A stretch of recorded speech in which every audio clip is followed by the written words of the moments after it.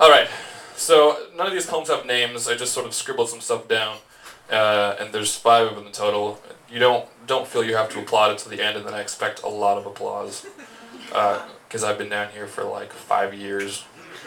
And I'm pretty sure I've listened to at least a quarter of the poems that you guys have read, so anyway. So much yelling. God, you guys are out of control tonight. Alright, here we go. This is the one that I read last week, just to sort of give you guys like a preview of what you guys had to expect tonight. So, yeah, it's awesome.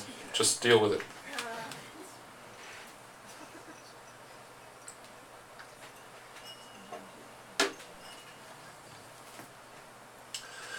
The rain poured down through the shining sun as I boarded the train. Weird, I thought. I took another swig from my flask and surveyed the scene around me.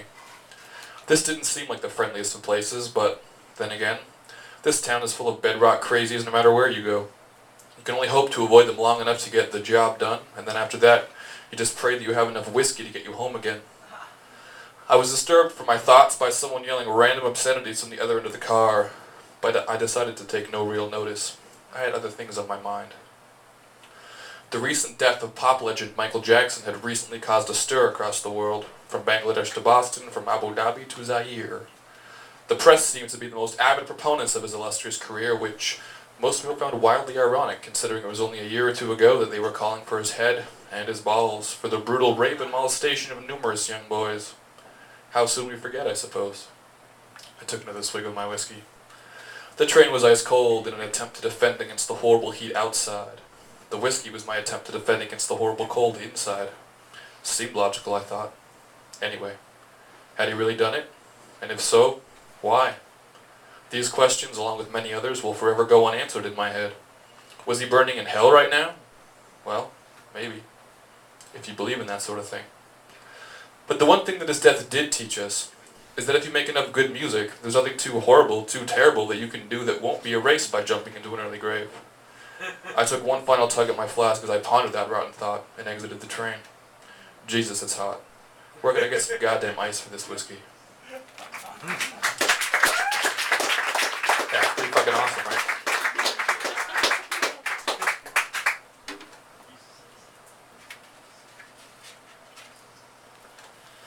The voice hit my ears the moment my feet hit the final step, ringing out like an angelic choir on the eve of some ancient Christian holiday, this sauna of a subway stop where people poured sweat by the second.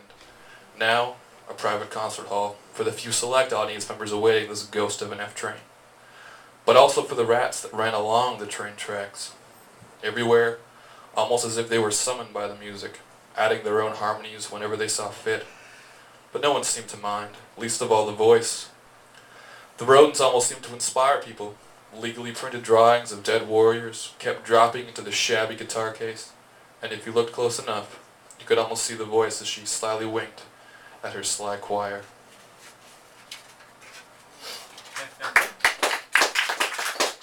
Alright, this one's about a bar, sort of in the neighborhood that I live.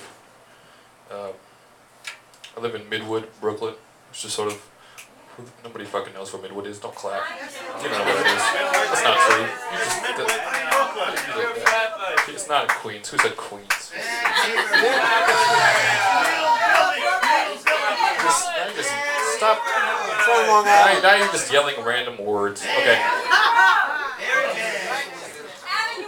High crime. You know. Hey, what's with... Is Ryan Bynack back yet, by the way? Fucking whatever. Okay.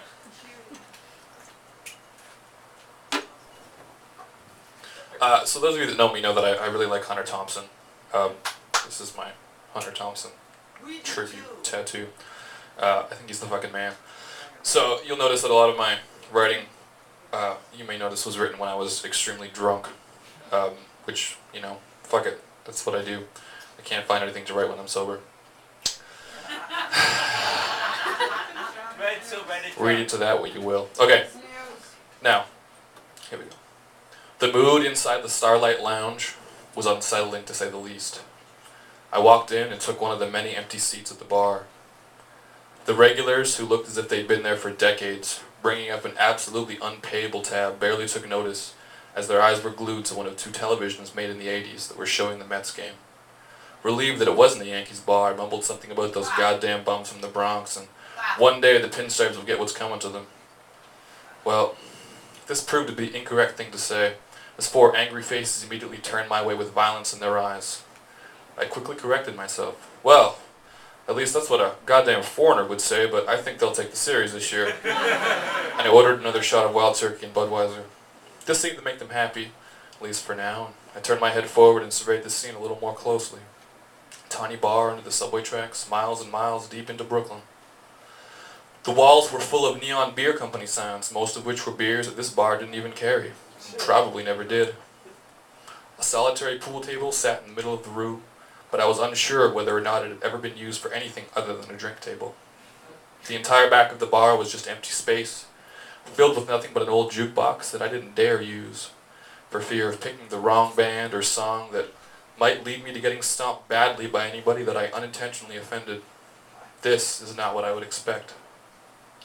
The surrounding neighborhood seemed to be known but Hasidic Jews, and yet this bar, as unkosher as you could possibly be, sat here with its $3 buds and always angry regulars. Where did they come from? Where did this place come from? The questions hung unanswered in the air as I was suddenly jerked from my reverie by the bartender. "Game's over," he said. And he was right. The regulars had up and left, and I was now alone in this stinking place with some bartender named Mike who could have been 20 or 50. There was no way to tell. There was also no way to tell how many beers he had had, as I had yet to see him without a bottle in his hand. "Well, yeah, seems to be," I said, not sure why he was sharing this seemingly irrelevant information with me. "So what do you want to watch?" he said, somewhat annoyed. Took another swig of my almost stale beer and downed the turkey. Fuck, I don't care. Anything with Steven Seagal. In any other bar in the world, this would seem like an impossible request, and I would most likely get laughed outside, but Mike didn't even bat an eye as he reached behind the bar and pulled out an old copy of Hard to Kill and shoved it violently into the VCR. It was already halfway through, but no matter. I had seen it so many times that it didn't even care. I ordered another round and got comfortable. If a place like the Starlight Lounge doesn't make you question your choices in life, then I don't know what would. I thought about the regulars and what choices they had made in life to arrive here at this bar probably every night of the week. Then I thought about myself and how I ended up here. Take the wrong train home just once and you never know what implications that will end up having. I sat there drinking whiskey and beer and shooting the shit with Mike the bartender, and generally forgetting everything else that life had to offer. 5 rounds and 2 hours later I got up to leave, wondering where the time had gone. I promised to come back, but I had no idea whether I would actually follow through with that promise or not. There were other bars in other neighborhoods, but their walls would never glow that exact same orange glow as the Starlight Lounge.